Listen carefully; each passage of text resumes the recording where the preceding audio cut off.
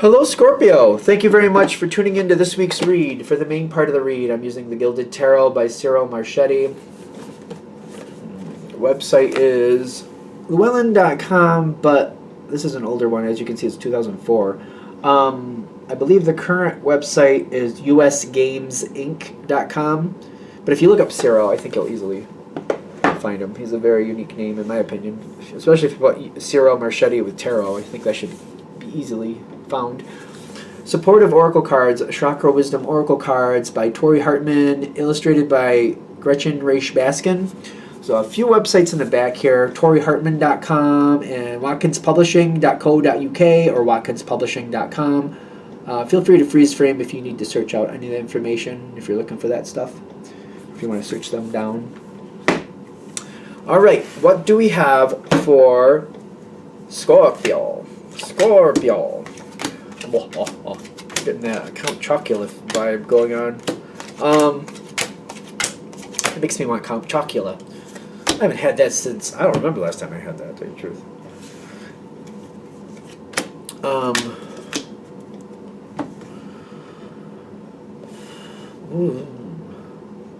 Is somebody nervous around you? Scorpio is a very dynamic energy. You're very strong. I feel like that's obvious. I can think of a few Scorpios. There's one that's popping in my head. I haven't seen her, oh my god, at least 10 years, if not 15. She is very nice, but very intense. And she's, like, she wasn't mean, but, like, you got the impression, like, if you crossed her, you weren't gonna, it wasn't gonna go well. But I never saw her be mean, and she was never mean to me. But there's just this intensity. And you might have that intensity, just to be fair. Because I feel like this person is kind of like realizing that. Like, I don't remember being really afraid of her, but I remember thinking, well, if you start something with her, it's not going to go easy.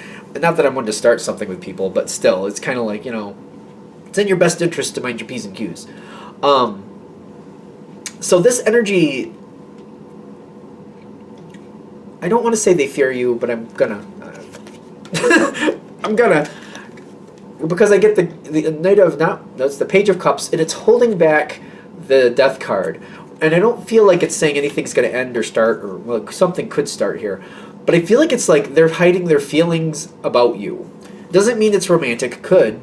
It could. I'm not saying it is, but like insecurities is like blocking this energy. They do like you, and they're nervous as I'll get out with the Five of Swords. I feel like there's nerves here. Or that's not the Five of Swords, it's the Five of Cups.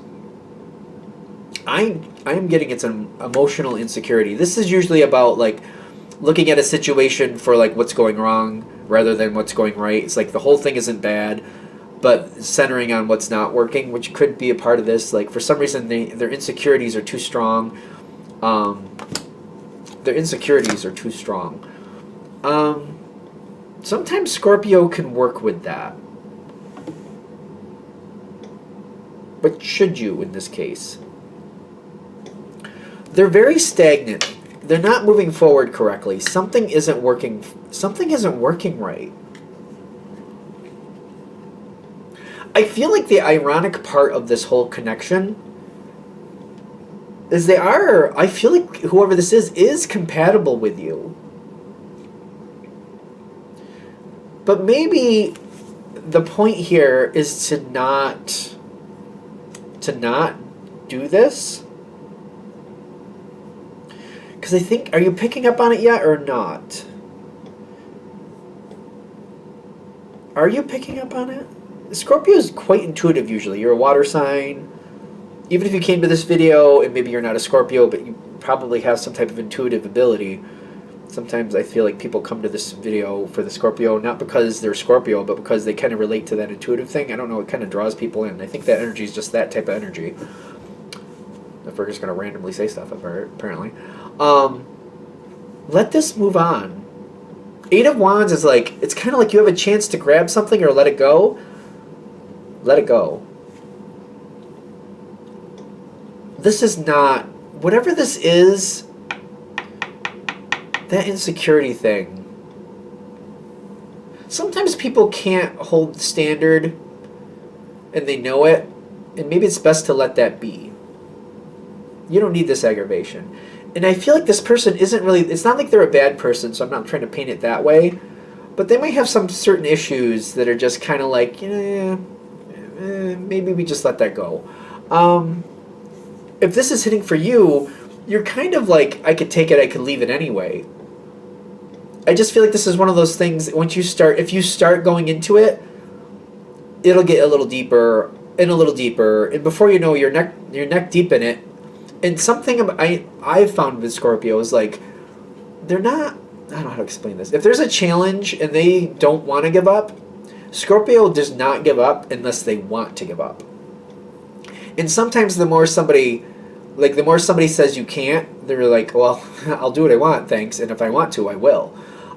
It can kind of work that way. Depends. Like, I just feel like you might get sucked into something and just this, you won't give up unless you want to, and for some reason it just kind of like, especially if Scorpio feels like you're needed. Some people get caught in that trap. Like, I'm really needed. I need to keep doing this. If I'm not doing this, they're gonna really fail. We don't need to get stuck in that ridiculousness. That's not always for Scorpio, but I feel like Scorpios get stuck in that. Like, you guys can drop something quickly, especially if you find like it's disrespectful, it's not right, it's not good. You can drop it quick, but there's an emotional loyalty with Scorpio where I have noticed, like, sometimes they'll just stick around to make things right, if you know what I mean. I just feel like you might get stuck in something that just will drag on for way too long. Let this go. I get let this go. This kills me to say this because I am a Pisces myself, but I feel like this might be a compatible energy with you for the most part. And this is the Pisces card, which is very compatible with Scorpio. So I feel like I'm throwing myself under the bus here. But this is not tied up to a sign. This is like, you may have some things that very much link up with this person, right? There might be some very compatible things, but there's enough here that's not. There's enough here that's not. That's like, no matter how compatible you are, mostly, the parts that are non-negotiable. So, okay, here we go with this one. This will be fun. I personally don't care what people do. If somebody's like non-monogamous and both people are on point with that and they like that, was it polyamory? If a couple people are into that and that's what they want, that's their business, in my opinion.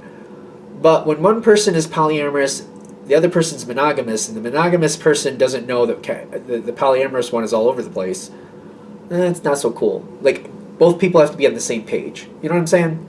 So I don't think there's a problem with polyamory, but if you're going to be that, the other person you're with has to understand what's going on and be on board with it. Otherwise, that's a no-go, right? That's how I feel about it. So this is how I'm linking this up. I'm feeling like Scorpio likes to really, I don't know.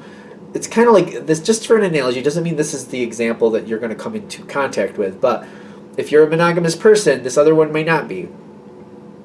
And they might be one of those people who just, maybe it's like an addiction thing, because I feel like that's an addiction thing sometimes with people, especially when I feel like I've met people that, like, the sneaky part, like, they're addicted to the sneaky part. I don't know how to explain that. I've known a person like that they didn't, how they put it is they didn't cheat that much, whatever that means, but they loved the sneaky part. It really excited them, the sneaky part. So, and that can be an addiction for some people.